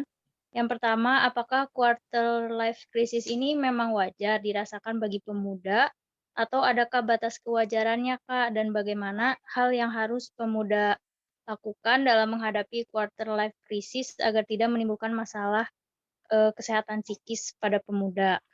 Dan pertanyaan yang kedua, saat ini kan banyak tuh berita-berita negatif mengenai terjadinya hal-hal seperti kekerasan fisik atau kekerasan seksual. Nah, itu dilakukan oleh pemuda. Nah, hal ini itu pemuda bisa melakukan hal ini itu karena disebabkan oleh kurangnya ilmu agamanya atau bagaimana, Kak? Terima kasih. Oke, bismillahirrahmanirrahim. Saya izin jawab mengenai dasar keilmuan saya ya. Dan izin juga nih teman-teman, punten ya, bertanya juga kepada tempatnya yang pas gitu ya. Terakhir saya tuh baca di Instagram tuh punten bisa ada satu influencer yang ditanya, Kak, gimana hukumnya nikah beda agama? Pertama dia tuh bukan ahli syariat. Jadi jawabannya tuh kan dia tuh bilangnya, ya penting dikomunikasikan. Kalau udah ada kecocokan ya sah-sah aja. Jadi salah, padahal udah ada Al-Quran dan As-Sunnahnya. Paling pas mananya kepada yang mengerti Al-Quran dan As-Sunnah gitu ya. Dan di sini mudah-mudahan saya bisa menjawab merujuk kepada Al-Quran dan As-Sunnah. Apakah quarter life crisis memang wajar dirasakan oleh pemuda? Saya akan bilang ini wajar. Tapi kalau dirasakan oleh pemuda beriman, saya akan bilang tidak wajar gitu. Clear ya? Jadi kalau beriman udah jelas tujuan hidupnya mau apa, mencari ridho Allah. Allah tegaskan dalam Al-Quran untuk mencari ridho Allah secara A, B, C, D, misalnya dengan beriman, berhijrah, dan berjihad. Terus mengakui bahwa diri kita itu adalah hamba. Dari sana mestinya nggak wajar. Karena kita tahu, mau jadi apapun kita, kan kalau si quarter life crisis itu gini, saya senangnya nyanyi, tapi saya juga butuh nafkah. Kira-kira baiknya saya jadi penyanyi atau jadi PNS, gitu ya. Itu yang terjadi. Saya bekerja di tempat sekarang, menyenangkan sih, tapi gajinya kecil. Gajinya kecil, apakah saya sebaiknya pindah kerja apa enggak ya? Biasanya kayak gitu tuh, para pemuda tuh. Terus teman-teman saya lagi kuliah ke luar negeri, tapi saya di sini di rumah diminta untuk merawat ibu. Kira-kira saya harus seperti apa? Nah, itu kurang lebih fenomena-fenomena quarter life crisis. Tapi kalau beriman mah udah melihat, mau kuliah dimanapun, tugas kita mencari ilmu. Ilmunya harus disertai dengan amal. Ya udah dijalani gitu. Mau bekerja yang sekarang tapi sesuai dengan nilai. Dan saya udah punya, misalnya saya sebagai pemuda sudah punya tujuan hidup. Jadi dengan orang lain yang mengerjakan hal lain, mungkin dia punya tujuan hidupnya sendiri. Dan di mana tujuan hidup kita adalah mencari marrotilah. Jadi sangat luas gitu. Tapi ada batasannya, yang mana yang diridhoi oleh Allah. Jadi kalau pemuda mengalami quarter life crisis, jawabannya wajar. Tapi pemuda beriman, seperti Akang Teteh di sini, harusnya nggak boleh ngalamin hal tersebut. Harus beres segera. Karena kalau sekarang kita ngalamin krisis ini, beresin segera. ngejalani hidup sehari 2 hari, setahun 2 tahun dalam posisi gamang itu nggak bagus. Mending berhenti sejenak, pikirin, beresin masalah-masalah tadi, ubah reframing cara berpikirnya kita. Nah, itu kurang lebih bagaimana hal harusnya pemuda lakukan dalam menghadapi quarter life crisis tadi agar tidak menimbulkan kesalahan masalah psikis. Nah, masalah psikis ini biasanya terjadi kepada orang yang mungkin di dalam hatinya tidak ada ruang, padahal seharusnya masalah psikis ini tidak dialami oleh orang yang di dalam hatinya tidak ada selain Allah gitu ya. Lamun mikiran kan gitu ya, misalnya ditinggal calon suami menikah, nepi ka pusingna 3 tahun gak mau menikah, ada loh yang kayak gitu. Nah, hal-hal kayak gini karena di dalam hatinya ada sosok di tempat selain Allah, maka supaya tidak kembali seperti itu, ya kembalilah kepada Allah gitu. Jadi akan melihat gini loh teman-teman, menikah perintah Allah, belum mampu menikah, ya tahan puasa, udah jelas syariatnya. Jadi nggak usah, bahkan kan kalau kita cek-cek di YouTube mah, saya teh belum menikah tapi belum punya uang yang cukup, ada yang malah nyaranin seks bebas, kan udah jadi aneh gitu teh, rujukannya udah salah. Ya itulah mungkin yang ramai dengan istilah pemuda tersesat tadi gitu ya. Jadi supaya bisa tidak menghadapi, ya kembali pegangan kita harus dikukuh kuat-kuat. Yang kita tahu tuh Islam mirip bara api. Kita pegang panas, dilepas padam. Nah, itulah berat untuk dijalaninya, tapi akan menyelamatkan diri kita gitu ya. Saat sekarang ini banyak berita-berita mengenai terjadinya hal-hal negatif seperti kekerasan fisik dan seksual yang dilakukan pemuda. Nah, ini penyebabnya karena pemuda tersebut kurang ilmu agama. Saya juga gak bisa bilang ya kalau ilmu mah banyak juga bisa mencegah. Yang kita tahu ada oknum ya terakhir ya yang mengelola pesantren juga sama, melakukan hal yang sama. Jadi apakah dia tidak jago dengan ilmu agama? Tidak. Makanya saya mah malu gitu pas tadi dibilang Ustadznya punten. Yang penting mah kita jalankan gitu dengan label apapun kita jalankan. Mau jadi CEO yang pakai aturan Islam, mau jadi moderator yang jadi aturan Islam, mau jadi mahasiswa yang pakai aturan Islam. Itunya yang lebih penting karena banyak tokoh-tokoh yang melabeli dirinya sebagai tokoh Islam tapi malah mencederai nilai-nilai keislaman itu sendiri. Jadi ya yang jelas kurang ilmu beragamanya iya, tapi kalaupun mau mapan ilmu beragama tidak diamalkan si ilmu tadi gitu. Jadi buat dipakai buat naik ke panggung dan sebagainya aja gitu ya. Kurang lebih kayak gitu sih yang saya pahami. Apalagi gini ya, yang punya ilmu agama aja ternyata seperti itu, apalagi kalau tidak dibekali ilmu agama. Nah, saran saya nih forum-forum seperti ini, bahkan ini masih kuliah dari rumah kan atau gimana? Masih, Kak. Masih ya. Nah, bahkan nanti kalau bisa mah kita tuh nggak bisa nih diatur-atur oleh layar kayak gini. Adab dalam meeting jadi tidak terjadi. Mungkin ada yang di sini ya pakai jas di atasnya tapi di bawahnya koloran gitu ya. Ilmu teh mau masuk, tapi insya Allah tidak ada adabnya. Nah, nanti mah kalau bisa mah di offline kan gitu ya supaya tadi lebih berkah, lebih efektif juga dari sisi komunikasi. Nah, forum-forum seperti ini dijaga ya Kang Rohman dan teman-teman gitu. Gitu mungkin titipan dari saya mah. Enggak, kalau ada lagi. Siap, Masya Allah. Terima kasih Kang atas jawabannya. Mungkin sudah terjawab ya, Temita. Sudah, Kak. Terima kasih. Ya. Oke, siap, sama-sama. Mungkin pertanyaan kedua dari Ahmad juga. Ini dari Teh Ayu Dwi. Oke, mungkin di sini udah ada ya Teh Ayunya. Bisa open mic nggak, Teh Ayu? Bisa, Kak. Oke, baik. Mungkin pertanyaannya setelah di chat di open mic saja ya. Maaf sebelumnya izin off cam karena terkendala sinyal. Oke, baik.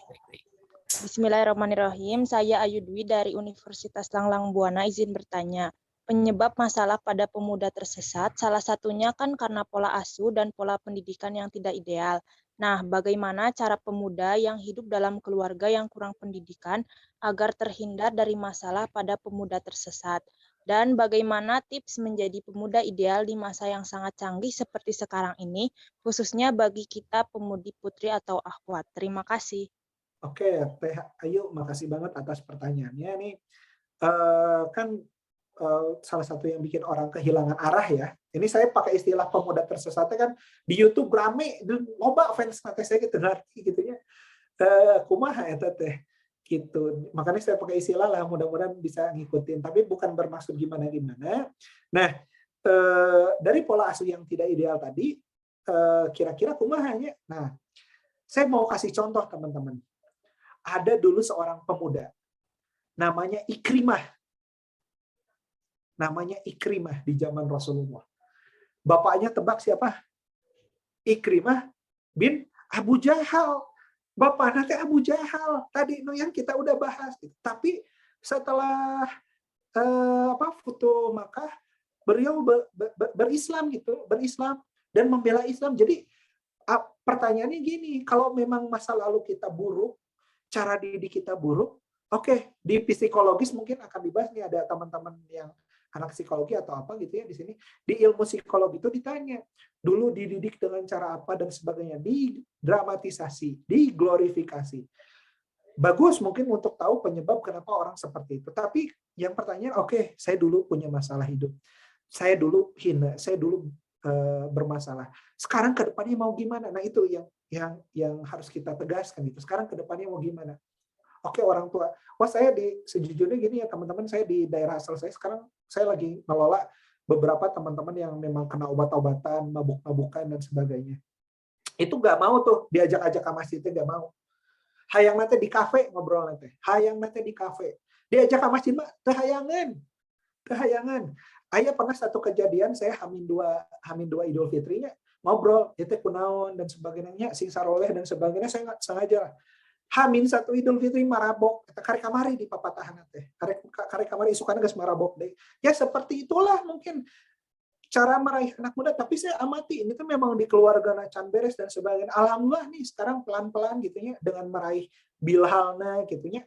Saya kan nggak ngerokok, punten ya, saya tengah rokok. Tapi saya juga nggak mencegah teman-teman yang tadi itu yang buat berhenti ngerokok. Ya kan resep kene ngerokok, bahkan saya modalan dia, kayak ngerokok mah ya. Bari saya nama tengah rokok. Untuk apa? Biar saya bisa masuk, biar saya bisa ngobrol gitu. Karena dari sana tahu masa lalu dan sebagainya. Nah, fokus kembali ke pertanyaannya. Kalau masa lalu kita tidak ideal seperti apa? Ya ternyata salah satu yang pemabuk tadi itu Bapak Nawai tukang mabok gitu. Jadi udah kelihatan dari kecil. Mabok murah teh nih, komik kan seberapa saset sadus ditek-tekan dimasukkan karena segelas ditengak ya liar gitu kan. Kita minum dua saset aja ngantuk kan. Nah, dia minum segelas komik gitu. Nah, itu udah dilihat dari kecil gitu. Nah, bagaimana supaya terhindar gitu dari masalah pemuda tersebut? Nah, ini mah ada kaidah kebiasaan teman-teman. Jadi buatlah kebiasaan baik itu menarik. Buatlah kebiasaan baik itu mudah. Buatlah kebiasaan baik itu menyenangkan.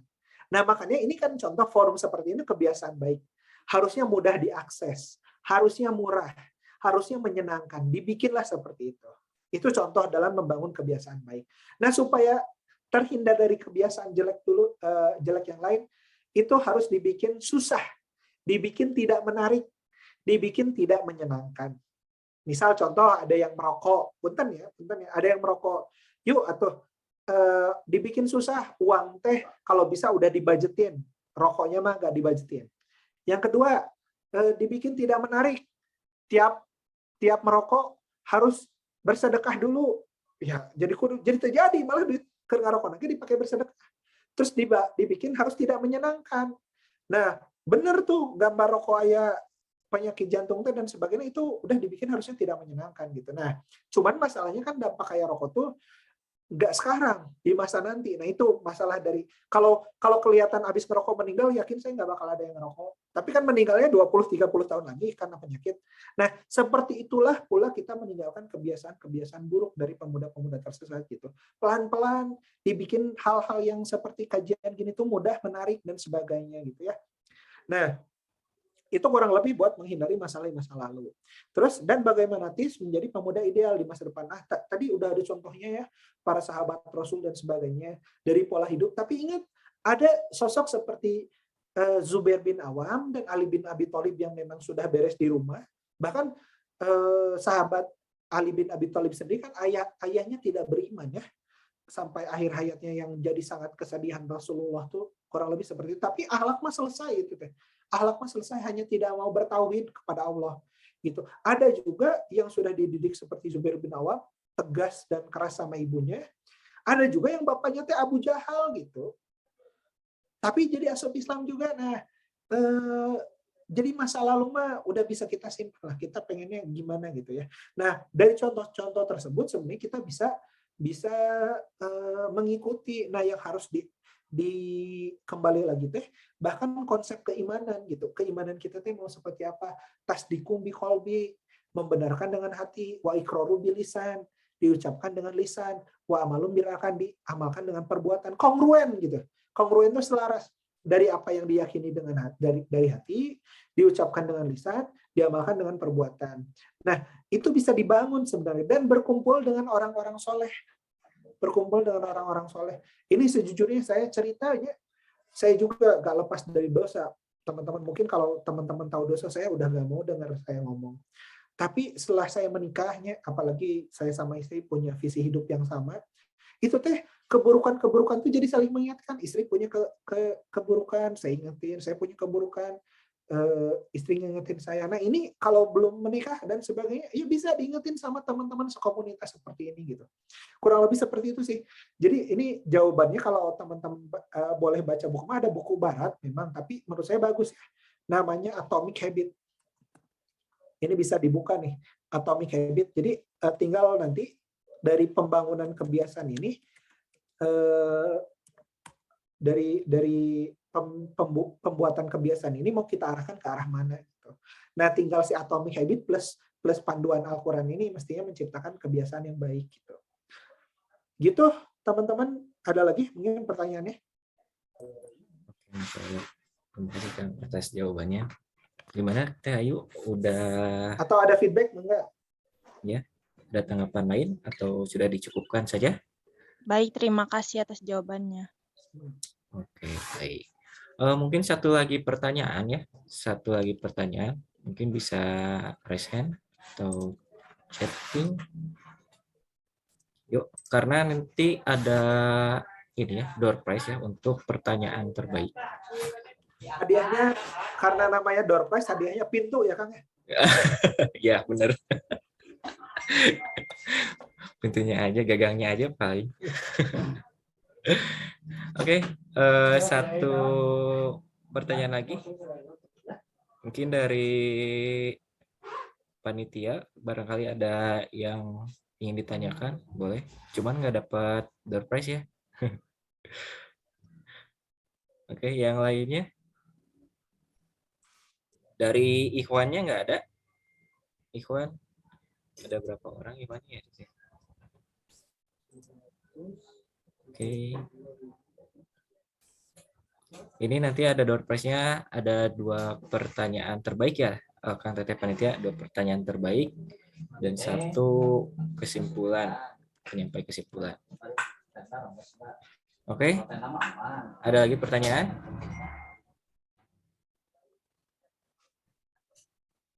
Akang Teteh Panitia gimana? Ada pertanyaan lagi nggak?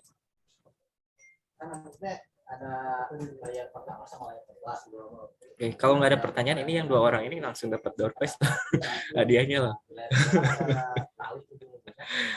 Oke. Gimana? Oke, kalau nggak ada, berarti udah ya. 2 pertanyaan yang tadi dapat door prize ya. Ya, Terus nih. selamat ya. Ada pertanyaan kan? Oh, itu ada tuh yang mana? Oh, ada pertanyaan dari panitia. Panitia Oke, siap, izin boleh. bertanya ya, Kak. Siap. Perkenalkan, saya Nisa Gita. Saya akan bertanya ini tentang bagaimana sih agar kita itu nggak mudah terbawa arus gitu kan, nggak ikut-ikutan dan tidak menggoyahkan apa yang ingin kita capai. Misalkan mau mencapai impian kan biasanya kalau banyak yang mudah terpengaruh mah jadi sulit gitu kan untuk mencapainya, jadi kayak salah tujuan gitu ya. Nah, gimana sih caranya agar pendirian kita tuh kuat dalam mencapai impian kita biar nggak ikut-ikutan? Oke, itu aja Teh. Ya, itu saja kan. Siap. Teman-teman, ini harus dipahami dulu secara mindset ya. dari Allahnya saja teorinya teh al imanu yazidu wa yanqusu gitu. Iman itu naik turun. Itu udah dari sananya. Dan kita harus pahami bahwa kita teh akan mudah naik turun dan kita teh manusia yang labil. Adalah banyak Al-Qur'an ayat Al-Qur'an yang menjelaskan bahwa manusia itu sosok yang labil.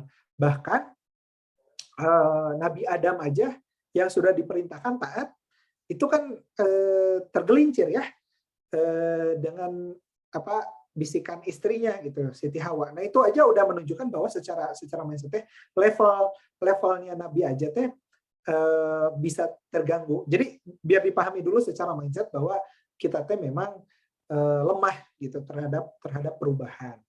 Tapi ini bisa dihindari tentunya. Ada dua faktor. Yang satu faktor intrinsik dalam diri kitanya sendiri, yang kedua faktor ekstrinsik atau dari luar. Dari intrinsik dulu, ini penting harus pembekalan. Pembekalan ini dalam diri kita. Bahkan di surat At-Tahrim kan ada ya ayyuhal nasu ku anfusakum wa ahlikum naro. Jaga ya ayyuhalladzina amanu ku anfusakum wa ahlikum naro. Wahai orang-orang yang beriman, jagalah dirimu dan keluargamu dari api neraka.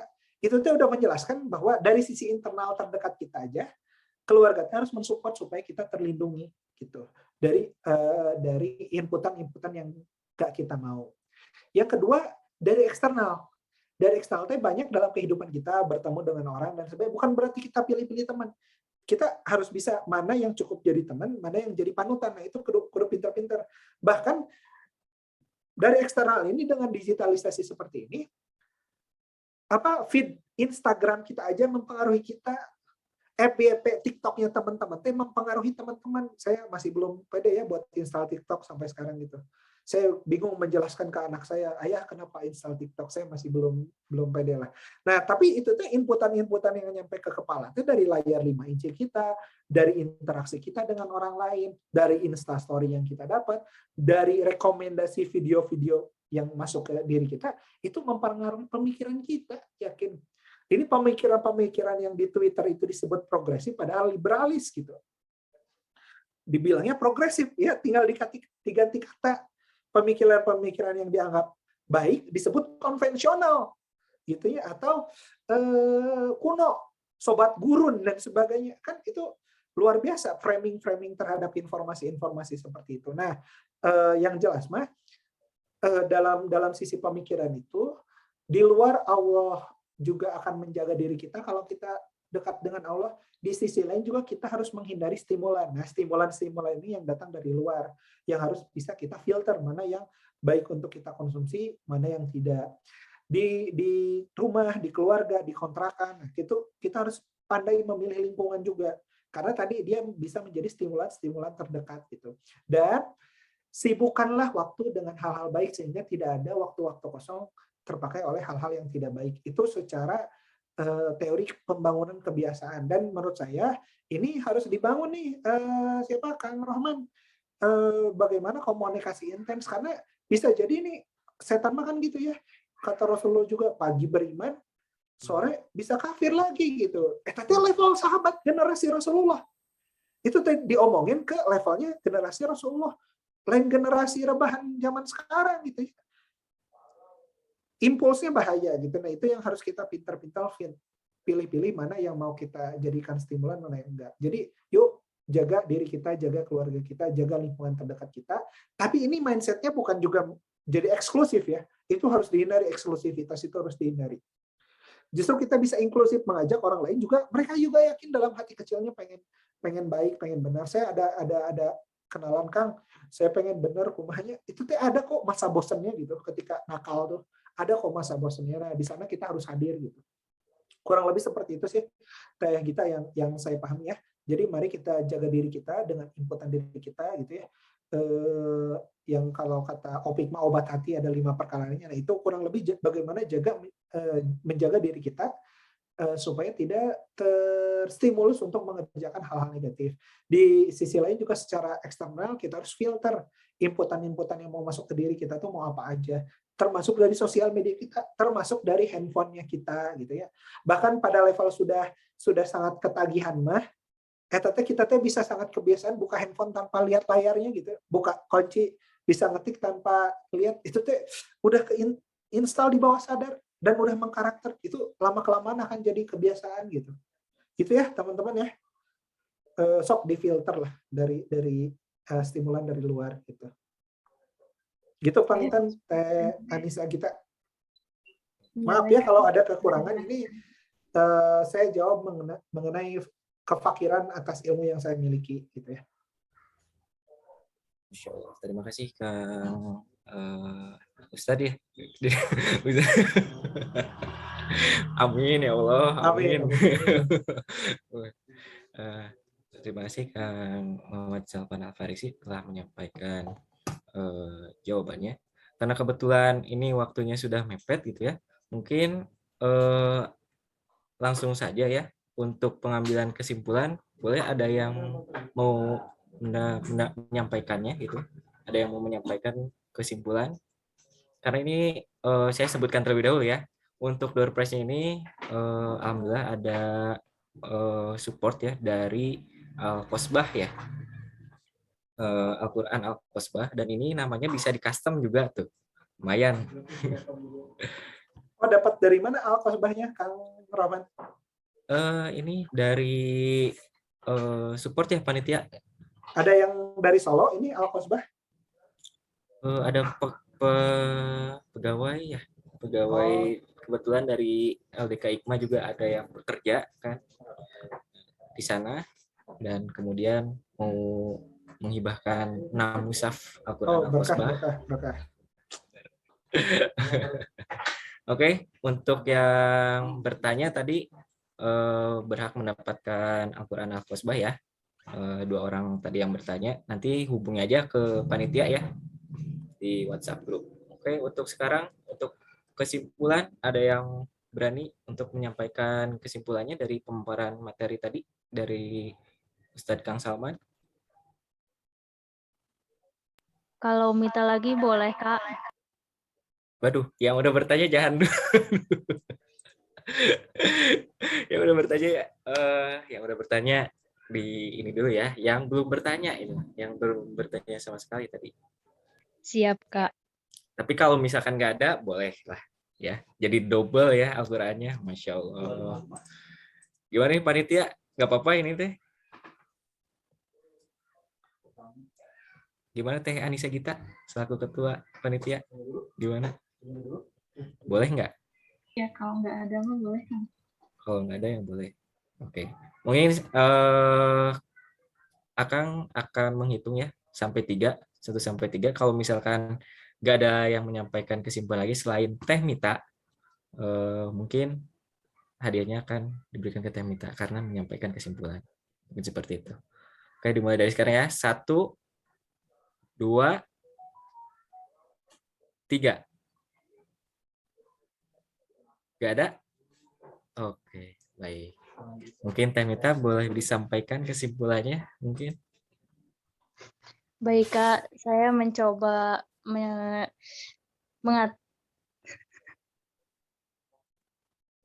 Baik, Kak, saya mencoba mengucapkan kesimpulan yang sudah saya dapatkan ya. Jadi masa muda itu kan bagi saya benar-benar masa yang banyak hal-hal yang harus kita lakukan. Nah, tentang pemuda saat ini tuh ada pemuda usia produktif itu usia 18 sampai 35 tahun. Nah, masa-masa ini itu masa mengalami perubahan status, peran, tanggung jawab, dan kewajiban baik sisi sosialnya maupun hukumnya. Juga di masa ini itu terjadi quarter life crisis. Sebenarnya ini ternyata wajar dialami oleh pemuda. Namun jika berlebihan, ya tidak baik juga, bakal menimbulkan masalah-masalah yang mungkin bisa mempengaruhi kesehatan psikisnya.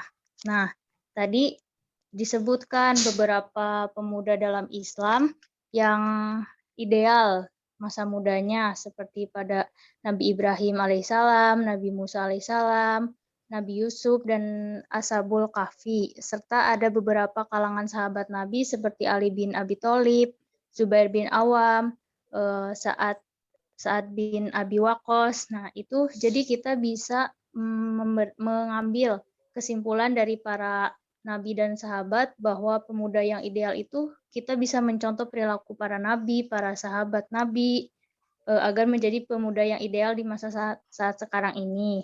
Dan juga tadi ada tips dari Pak Salman, menjadi pemuda ideal di saat ini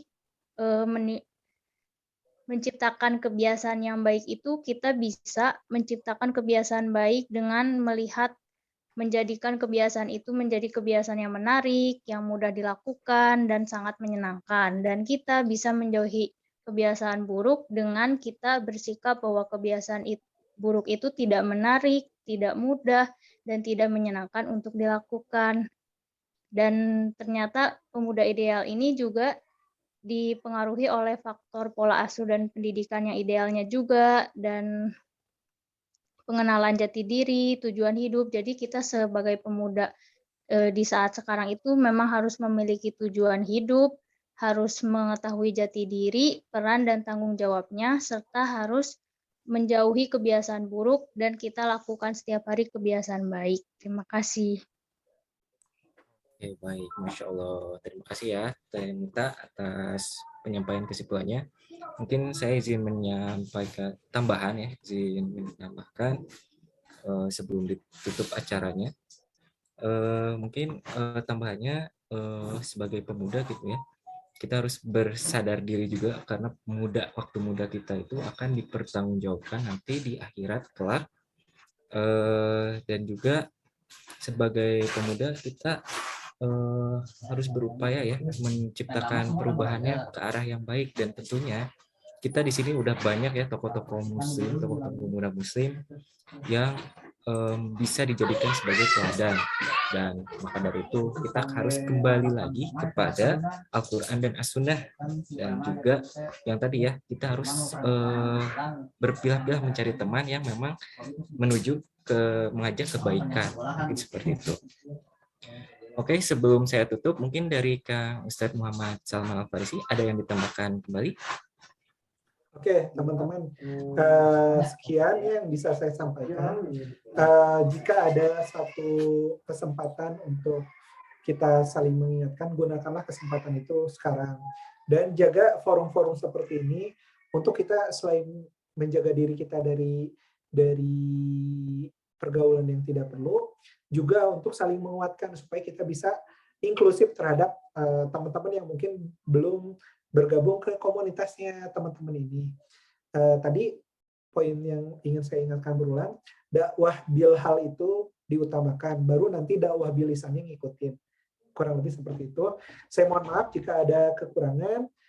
Sekian dari saya. Terima kasih. Billahi taufiq wal hidayah. Assalamualaikum warahmatullahi wabarakatuh. Saya izin pamit ya, katanya mau ada games dulu ya. Iya. Ya, siap-siap. Ya, terima kasih Kak. Oke, baik. Untuk akhirul kata, saya juga mohon pamit ya.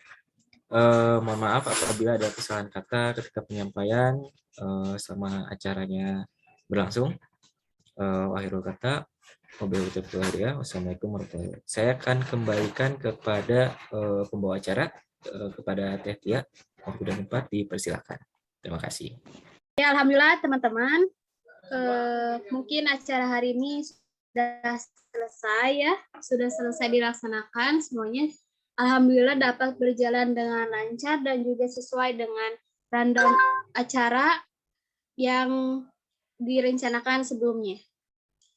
Alhamdulillah, mari kita ucapkan dan tutup acara ini bersama-sama dengan mengucapkan hamdalah dan juga ditutup dengan doa kifaratul majlis dan juga mengucapkan istighfar sebanyak 3 kali.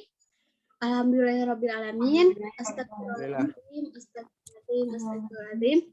Subhanakallahumma wa bihamdika asyhadu alla ilaha illa anta astaghfiruka wa atubu ilaik.